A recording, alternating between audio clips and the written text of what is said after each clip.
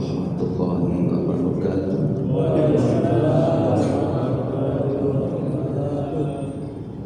Alhamdulillahirabbil alamin. Wassalatu wassalamu ala Rasulillah Muhammad ibn Abdillah, la hawla wa la quwwata illa billah. Asyhadu an la ilaha illallah wa asyhadu anna Muhammadan abduhu wa rasuluh. Allahumma shalli wa sallim ala sayyidina Muhammad wa ala alihi wa sahbihi ajma'in.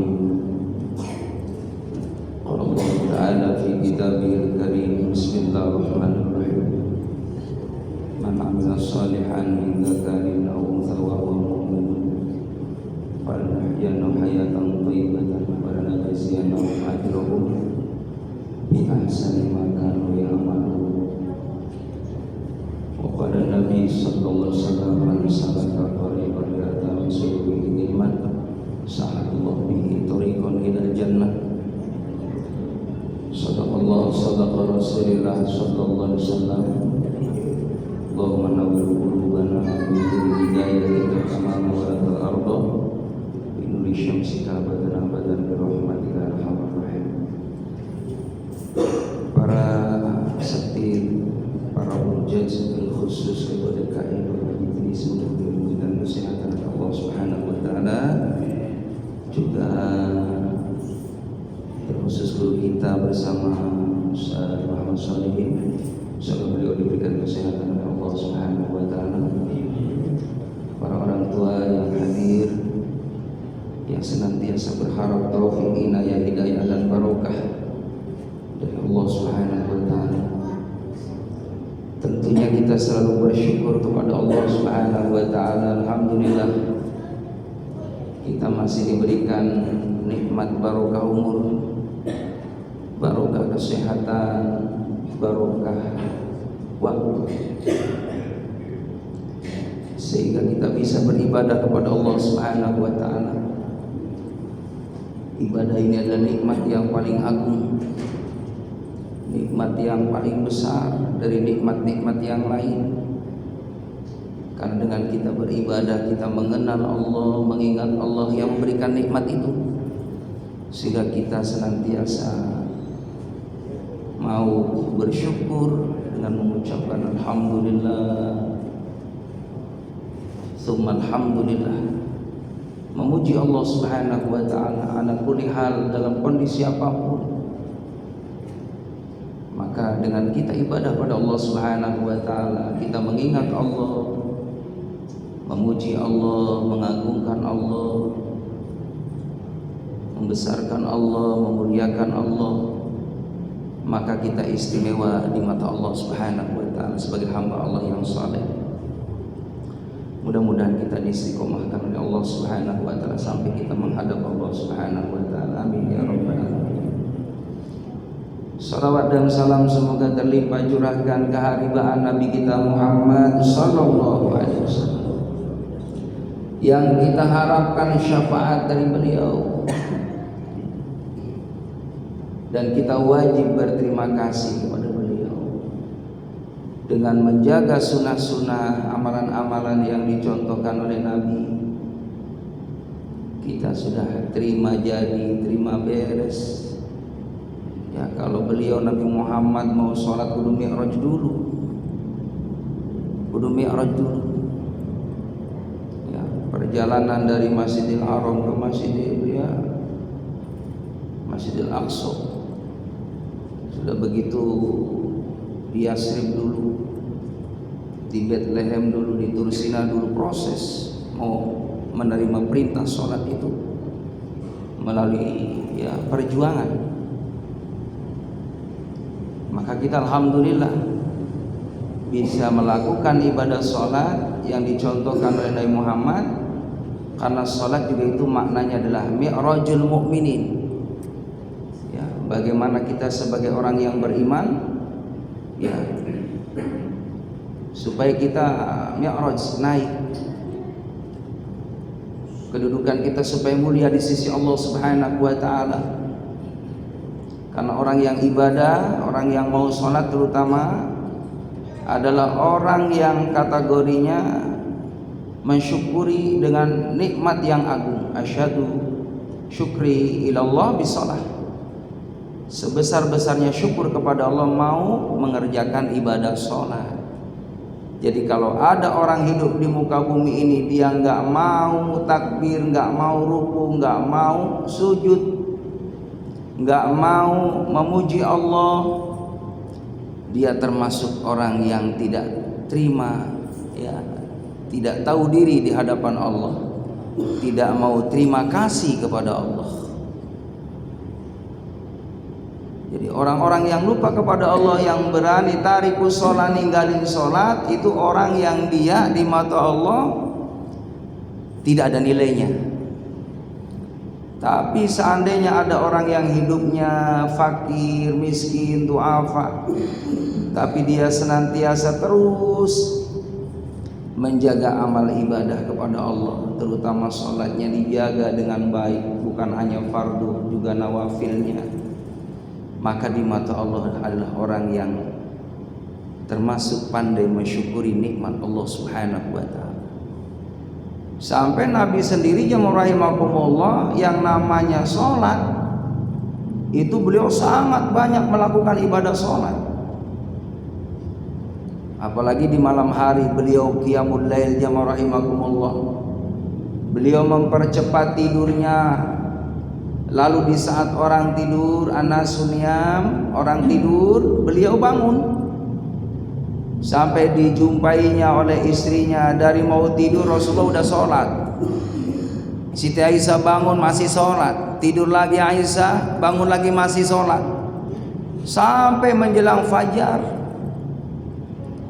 Ya rahimakumullah. Lalu Aisyah nanya, kenapa engkau ya Rasulullah, manusia yang dimaksum oleh Allah, orang yang tidak punya salah dan dosa di hadapan Allah, orang yang mendapatkan jaminan masuk surganya Allah, tapi kenapa engkau setiap malam aku lihat dalam kondisi banyak beribadah, banyak sujud di hadapan Allah.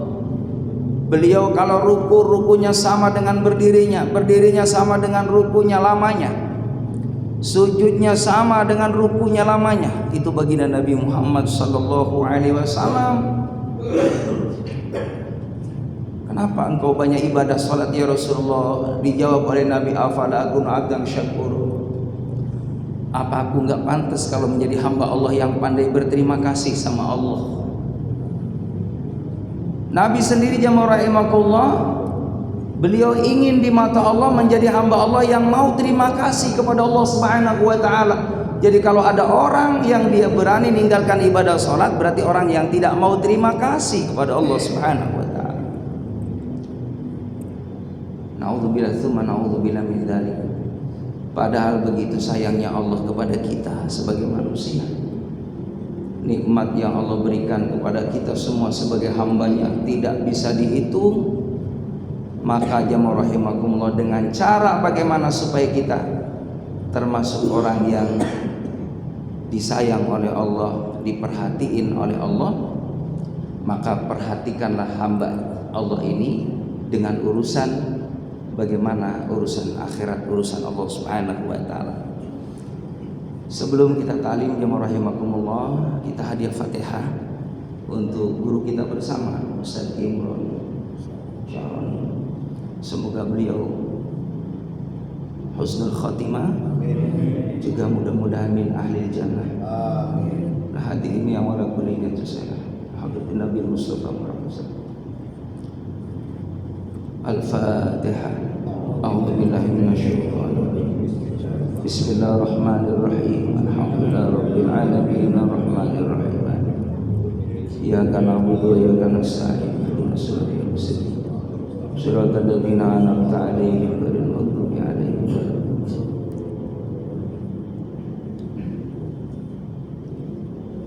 Hadirin yang dimuliakan Allah, berbicara masalah umur itu semua adalah rahasia. Jadi yang namanya kematian, kata Nabi, al-mautu babun, kematian itu laksana pintu. Fakulun nas dakhiluhu, maka setiap manusia pasti akan melalui pintu. Maka jamaah rahimakumullah, karena kita tahu, karena kita ngerti, karena kita paham bahwa yang namanya kematian adalah suatu keniscayaan, suatu kepastian, maka bagaimana kita ini harus banyak memikirkan setelah kematian tersebut. Karena ada kehidupan setelah kematian. Kaifa takfuruna billah, kata Allah. Kenapa kamu ingkar kepada Allah? Wa kuntum amwatan, dulu kamu enggak ada. Tsumma yuhyikum, lalu aku hidupkan kamu di bumi ini. Di muka bumi ini adalah buminya Allah, diatur sama Allah. Semua fasilitas Allah Subhanahu wa ta'ala berikan kepada manusia. Selama dia masih hidup di alam dunia, rezekinya ditanggung oleh Allah Subhanahu wa ta'ala. Makanya kata Nabi, jangan pernah khawatir mengenai rizki duniawi. Selama masih ada napas di kandung badan, di situ ada jaminan rizki dari Allah Subhanahu wa ta'ala. Maka jangan pernah kita, mohon maaf, pesimis. Nanti kalau saya udah tua, anak-anak saya butuh biaya, siapa nanti yang ngasih rezeki? Allah Subhanahu wa ta'ala maha kaya. Asal kita minta kepada Allah Subhanahu wa ta'ala, nggak ada yang susah bagi Allah untuk menjamin hambanya untuk memenuhi kebutuhan hidupnya. Bagi Allah itu sangat mudah. Wa yarzuqhu, dan Allah memberikan rezeki kepada mayyasha'u, kepada siapa yang dikehendaki, bi ghairi hisab, tanpa perhitungan. Maka jamaah rahimakumullah, kita senantiasa terus minta kepada Allah Subhanahu wa ta'ala supaya kita memperoleh rizki zahiran au batinan, rizki lahir maupun batin. Buat apa kita jamaah rahimakumullah secara lahir ya rezekinya berlimpah ruah, tapi tidak ada barokah di dalamnya, atau mungkin sedikit barokah. Maka yang kita minta supaya apa yang kita peroleh rezeki dari Allah Subhanahu wa ta'ala, rezeki yang barokah, rezeki yang bisa kita pakai buat ibadah. Itulah rezeki yang barokah, rezeki yang dipergunakan buat ibadah. Rezeki umur, ini rezeki umur nih, alhamdulillah masih dikasih hidup sama Allah. 5 tahun yang lalu kita selamat dari COVID, iya kan? Waktu zamannya COVID, Pak, kita masya Allah itu yang namanya tidur nggak nyaman. Iya, kemana-mana ada kekhawatiran, keluar rumah khawatir. Iya, sehingga di rumah kerja nggak bisa, mau jamaah juga khawatir, ya kan? Kemana-mana aktivitas dibatasin jamaah rahimakumullah, ada kekhawatiran. Alhamdulillah kita bisa melalui semua cerita hidup itu. Kita zona aman jamaah rahimakumullah. Wajib kita bersyukur kepada Allah, alhamdulillah masih diberikan umur panjang. Tawil umuruna fi taatillah, minta sama Allah biar umurnya umur yang digunakan buat taat sama Allah. Wa sahya jasadana, ya Allah aku minta supaya badan saya selalu sehat. Wa nawir qulubana, terangi hati kami ya Allah. Wa nawir qulubana wa ilal khairi qaribna, minta sama Allah deketin yang bagus-bagus ya Allah. Wa ani syarri ba'idna, kalau yang jelek-jelek jauhin ya Allah. Karena kalau nggak dapat pertolongan Allah, kita nggak bisa apa-apa, nggak bisa apa-apa kita. Kita bisa ibadah, ini ditolong sama Allah. Hati kita bisa ingat kepada Allah karena ditolong sama Allah Subhanahu wa ta'ala. Keluarga kita alhamdulillah masih rukun, masih damai. Ini adalah pertolongan dari Allah Subhanahu wa ta'ala. Lingkungan kita alhamdulillah lingkungan yang harmonis. Ini adalah pertolongan dari Allah Subhanahu wa ta'ala. Terus jamaah yang dimuliakan oleh Allah Subhanahu wa ta'ala, untuk selalu mengingat-ingat Allah Subhanahu wa taala, minta pertolongan, wa ilal khairi qaribna wa anis syarri ba'idna. Yang bagus deketin ya Allah, yang buruk jauhin ya Allah. Sebab ada orang cenderungnya gemar melakukan kemaksiatan hadirin. Jadi kalau sehari nggak maksiat ada yang kurang. Nauzubillah min dzalik. Justru tanda orang yang ibadahnya memperoleh nilai kebaikan di mata Allah ketika ada suatu ibadah yang mohon maaf belum kita lakukan ada yang kurang, ini tanda orang itu dapat kebaikan di mata Allah Subhanahu wa taala. Biasa baca Quran belum baca Quran gelisah. Ini bagus, tanda ada iman yang baik dalam kalbu kita. Biasa zikir belum zikir ada yang kurang. Punya duit biasa sedekah belum sedekah ada yang kurang. Biasa ngaji lalu ada waktu enggak ngaji, kayaknya enggak nyaman. Tapi ketika kita mampu melakukan kebaikan dan kebaikan, itu tanda kita dapat yang namanya taufik, inayah, hidayah dari Allah Subhanahu wa taala. Hadirin jamaah yang dimuliakan oleh Allah Subhanahu wa taala, ini tidak terasa berjalannya waktu sudah bulan Shafar ya. Shafar itu maknanya 0. Safar ada juga yang menyatakan bulan Safar. Safar perjalanan. Karena memang bulan ini bulan bagaimana kalau kita lihat dari sejarah di kota Mekah zaman dahulu orang jahiliyah, di bulan Safar atau Shafar ini orang pada ninggalin rumah. Pada ninggalin rumah, ada yang pada usaha karena memang mereka orang jahiliyah mempunyai asumsi bahwa di bulan Safar ini bulan yang tidak membawa keberuntungan, sehingga tidak ada resepsi pernikahan, nggak ada, karena tidak membawa keberuntungan. Kalau hajatan ataupun acara apapun tidak akan untung di situ, mesti ada sesuatu yang negatif.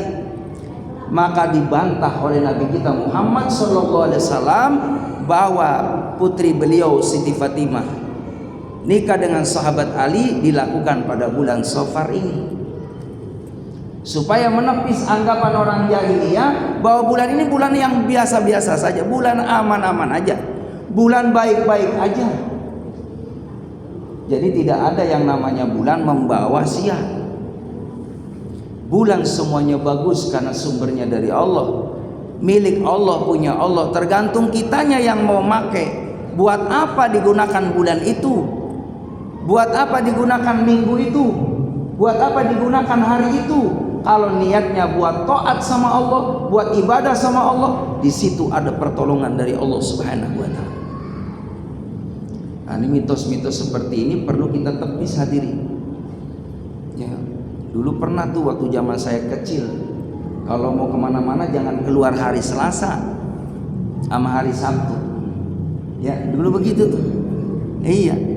Padahal hari Selasa sama hari Sabtu, Pak, tuh ada rezeki kita, ada bisnis yang memang bisnisnya menguntungkan pada hari Selasa tuh. Mau nerima duit 0,5 miliar. Iya. Karena ada mitos nggak berangkat tuh. Iya kan? Rugi dia. Jangan berangkat hari Sabtu, padahal hari Sabtu pas gajian, Pak. Orang-orang pada dapat gajian 5 juta, dia nggak berangkat. Karena tadi percaya sama mitos.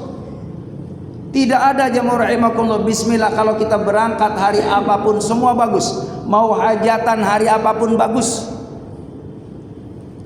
Iya, hajatan jangan hari Rabu. Iya benar juga, mau pada kerja semua orang. Yang bagus hari Minggu, ya libur.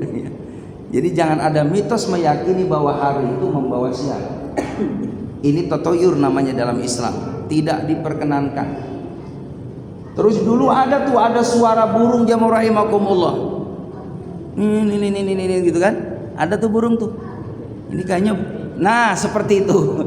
Itu burung katanya tanda ada orang yang bakal mati, Pak. Ya Allah, ini nggak ada keterangannya. Itu burung jamaah rahimakumullah, ya emang lagi mau bunyi.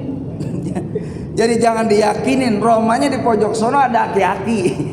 Ya kan ada nenek-nenek, udah suudon nih. Jangan-jangan ini. Iya sirik itu Pak, nggak boleh, karena tidak ada, tatoyur namanya.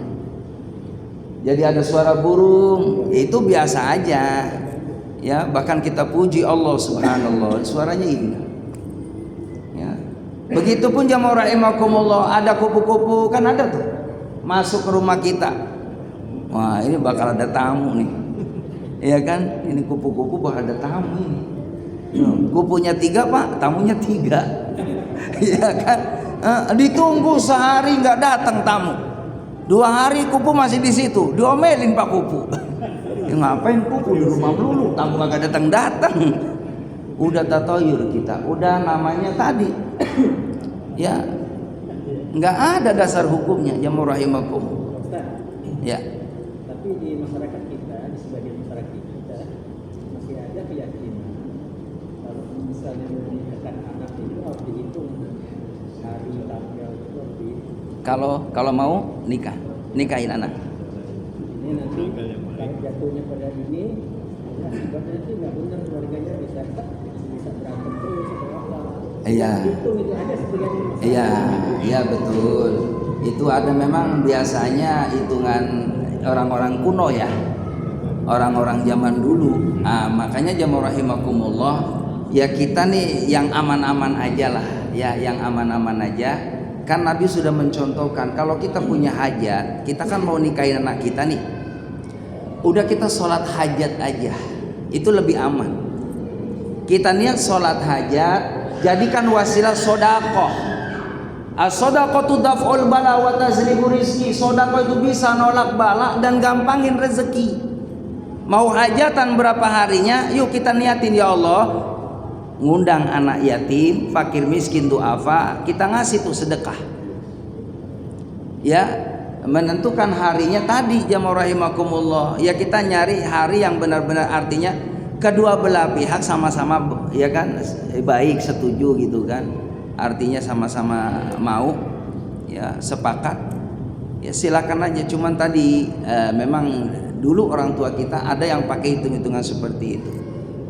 Ya kita kembali lagi, selama memang maksudnya orang tua tadi, orang sepuh tadi, kalau bisa mah ya nanti nikah nih harinya hari Rabu, ya terus lagi berangkatnya pagi-pagi emang apa sekitar jam 8 orang udah pada rapi semuanya begitu. Jadi tidak ada unsur kalau nanti nggak berangkat jam sekian nanti ada apa-apa. Ini sudah mendahului takdir dari Allah Subhanahu wa taala.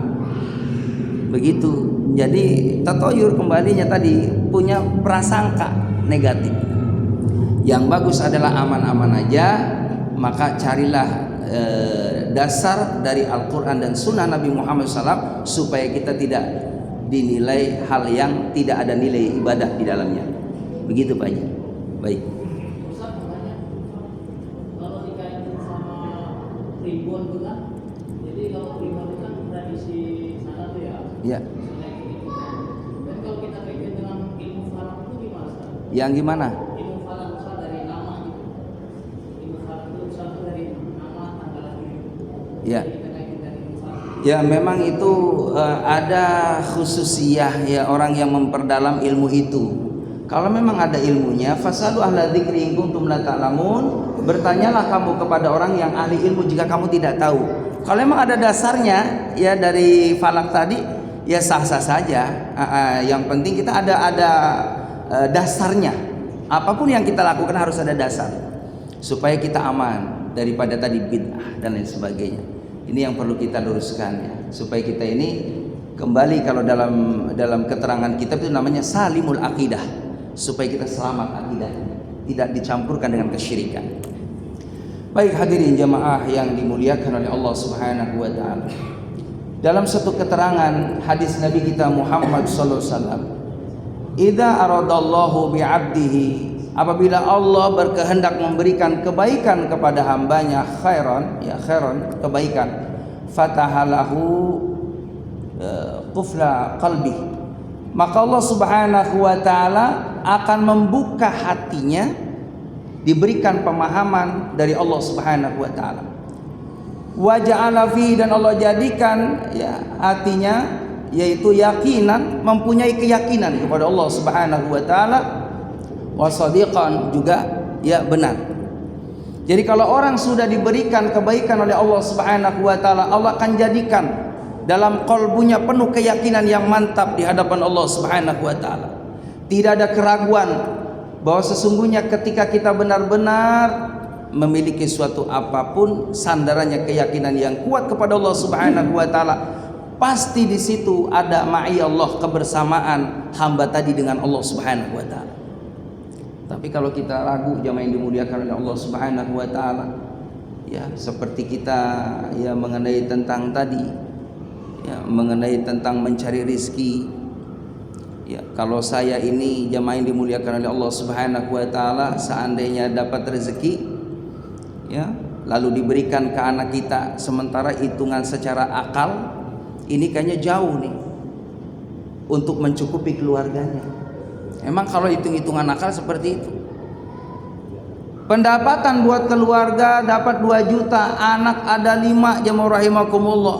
Belum yang ini biayanya sekian, yang ini sekian. Memang kalau hitung-hitungan pakai logika nggak sampai.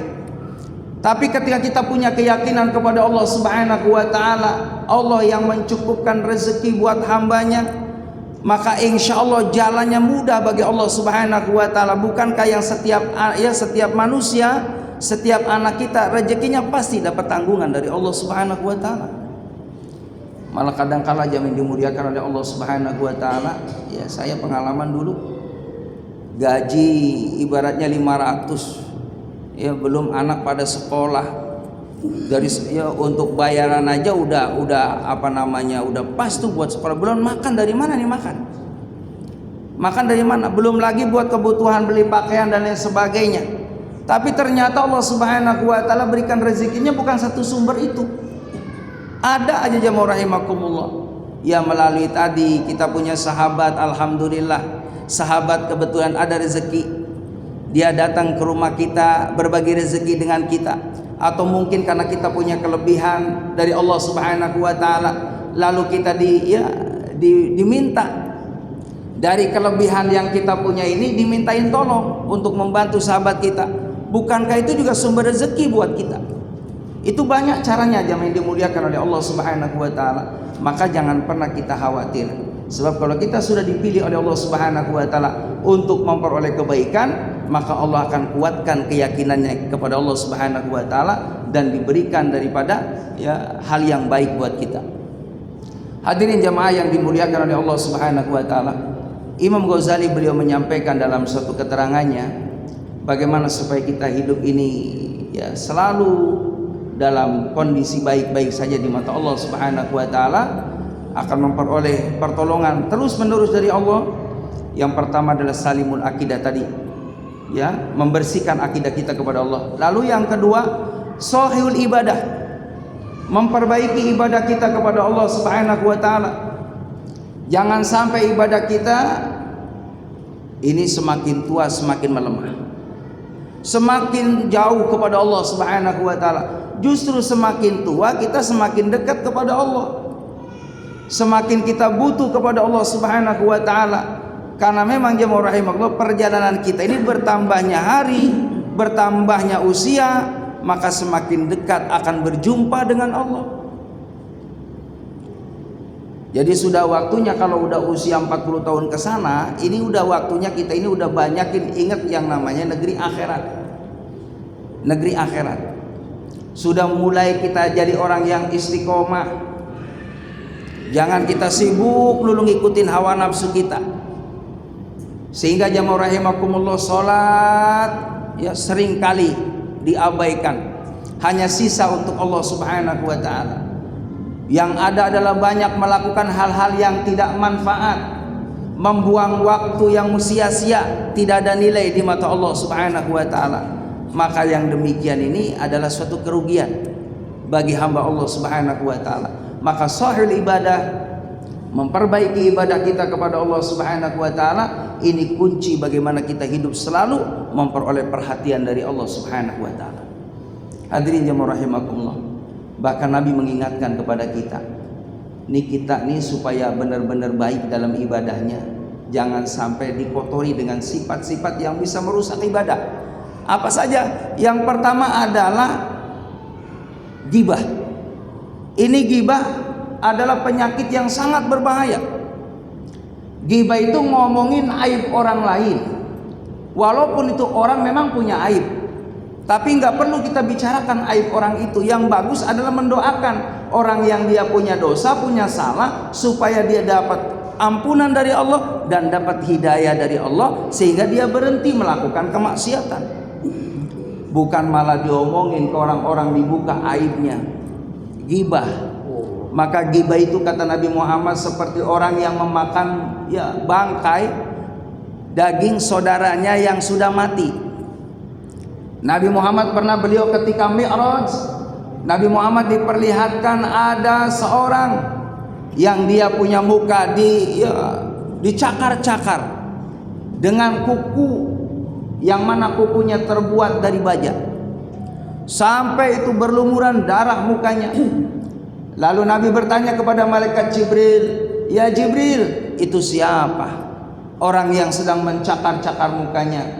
Maka kata malaikat Jibril salam, "Ya Rasulullah, itulah gambaran umatmu yang semasa hidup di alam dunia dia suka menggibah."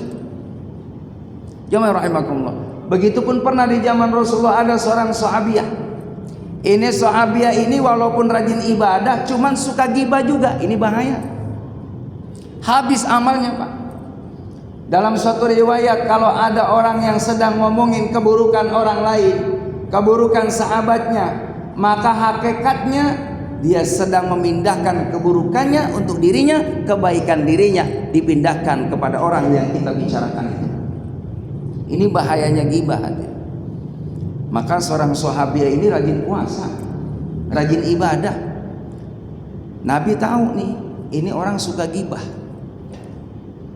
Maka ditegurlah wanita tadi dengan ayat Allah Subhanahu wa taala, dipanggilnya oleh Nabi Muhammad. "Sini kamu wahai sahabiah. Jujur katakan kepadaku, betulkah kau suka ghibah?" "Enggak ya Rasul." "Enggak. Kamu bilang iya aja. Kalau kamu enggak percaya silakan kamu ambil yang namanya mangkok.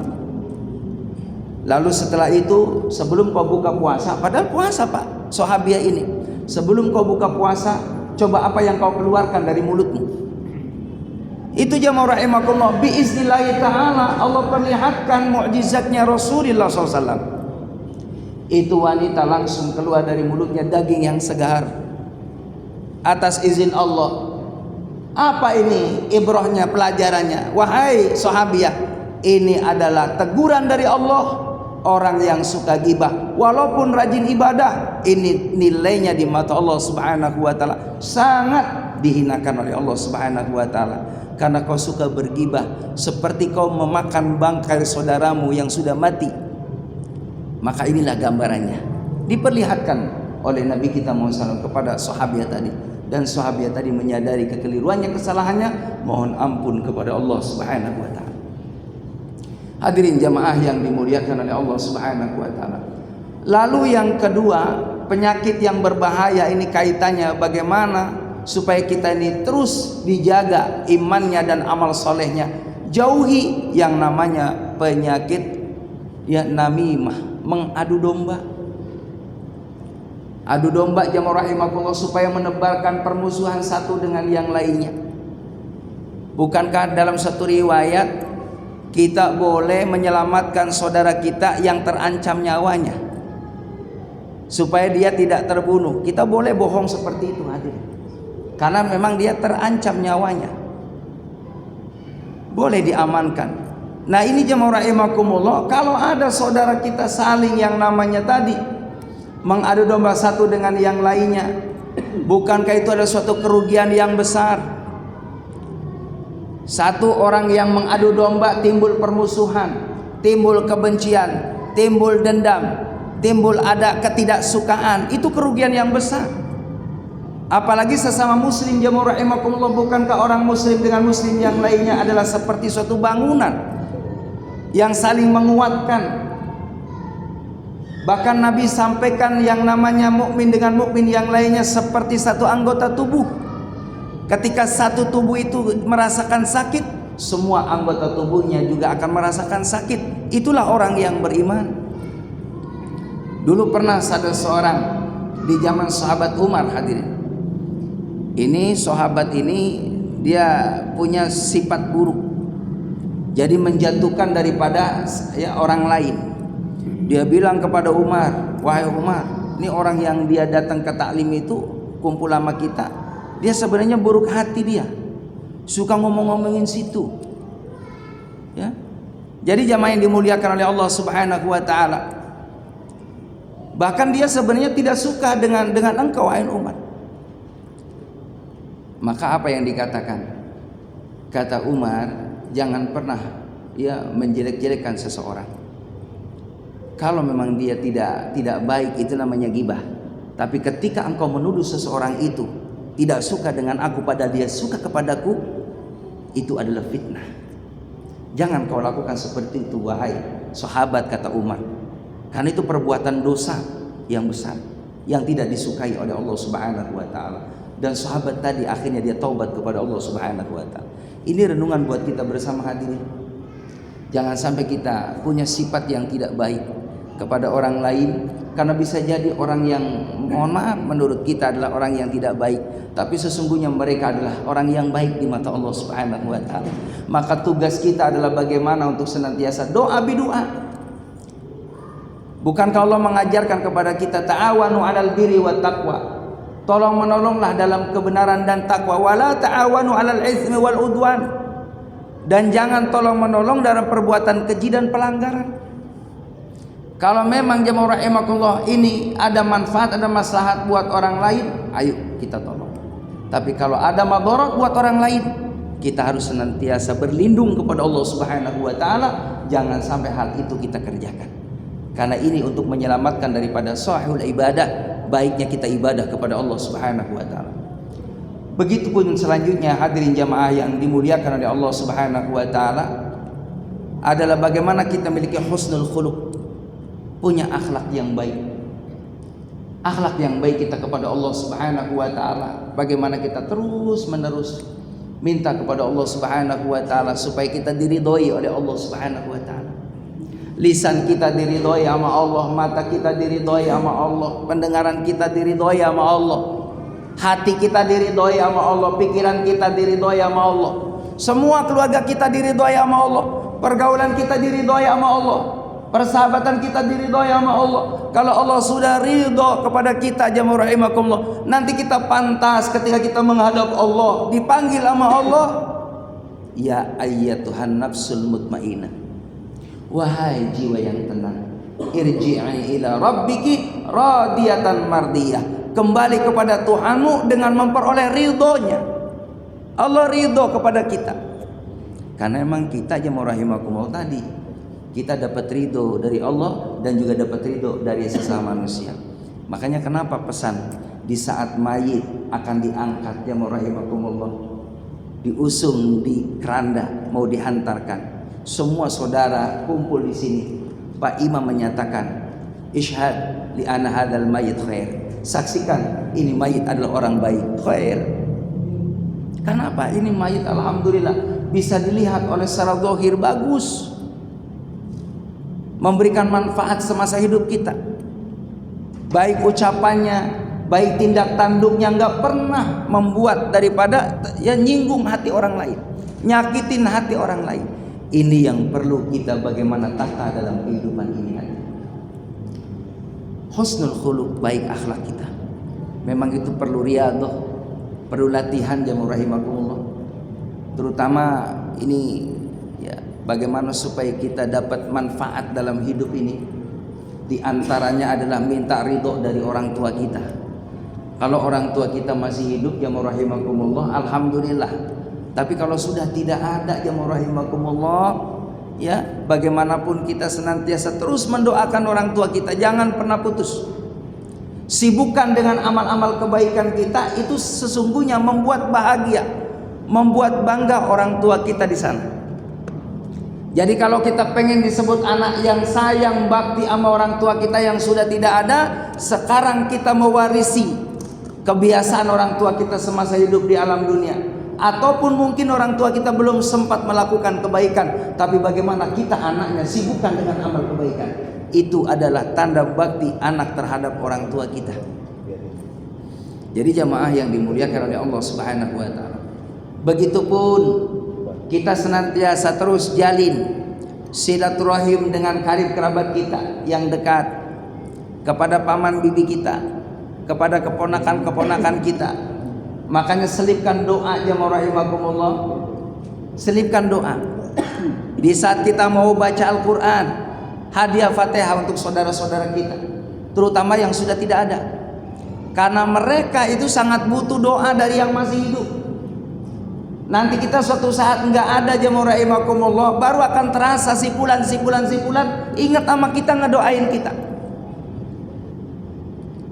Sebelum baca Quran, ya Allah, hadiah Fatihah buat kedua orang tua, mertua, kakek nenek uyut, ya kan? Kalau kata guru saya, sebutin leluhur.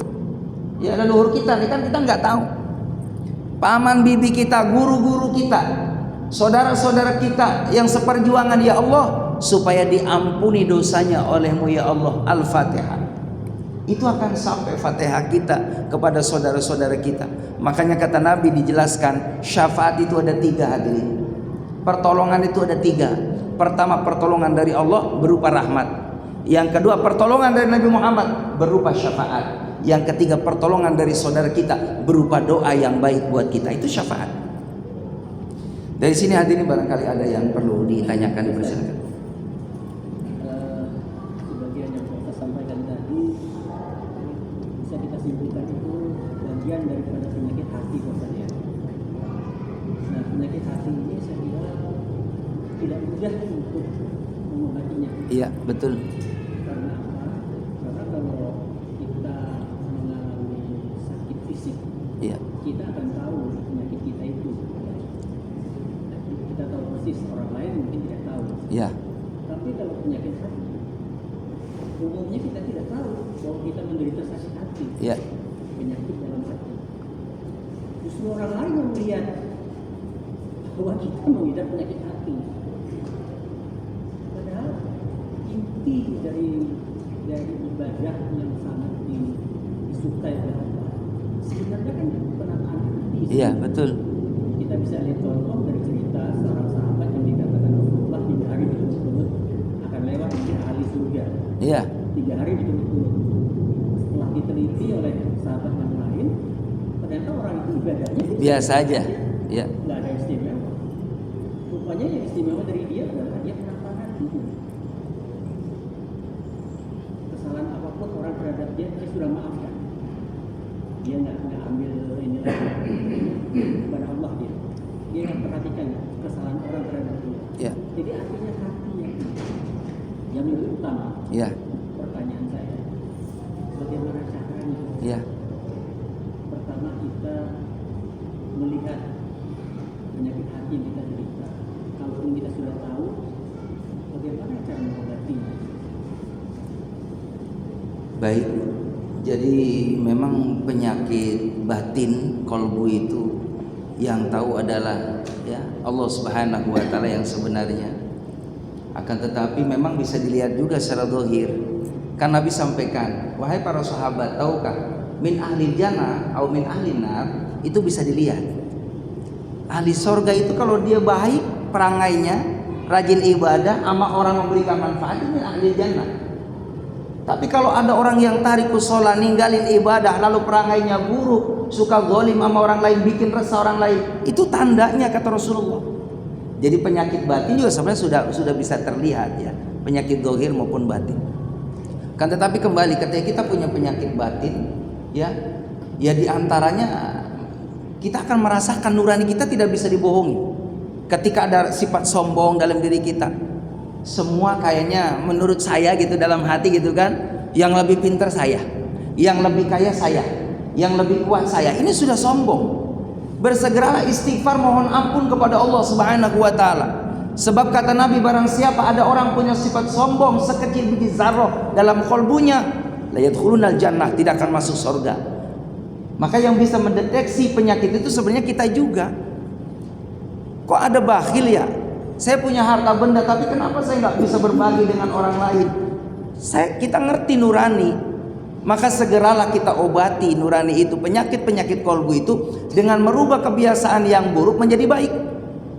Yang dari bakhil menjadi dermawan, yang dari sombong menjadi tawadu, yang dari kita maksiat menjadi taat. Berarti kita innallaha la yughayyiru ma biqaumin hatta yughayyiru ma bi anfusihim. Allah tidak akan merubah nasib satu kaum kecuali diri kita mau merubah dirinya di hadapan Allah. Begitu Pak Haji ya. Belum bisa Pak Haji. Belum. Nah, terus lanjut. Belum Pak. 3 menit lagi.